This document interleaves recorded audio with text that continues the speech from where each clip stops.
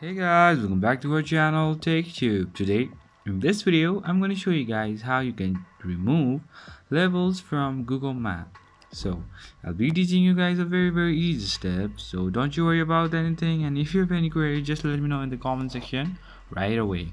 Now, let's just get started. So, firstly, what you need to do is just go to your Google Maps and then go to this bottom side where you can find save. Just go over there, and from here just go to level, which is just over here.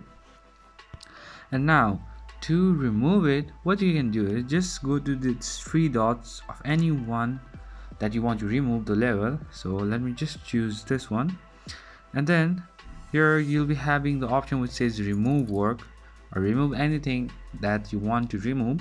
So just press on it, and then it will be removed like this. So that's pretty much, guys, that's how you do it. I hope this video is helpful for you guys. So thank you for watching our video, guys. If you like our video, please leave a like and do not forget to subscribe our channel and also hit the bell icon so you never miss an update from us.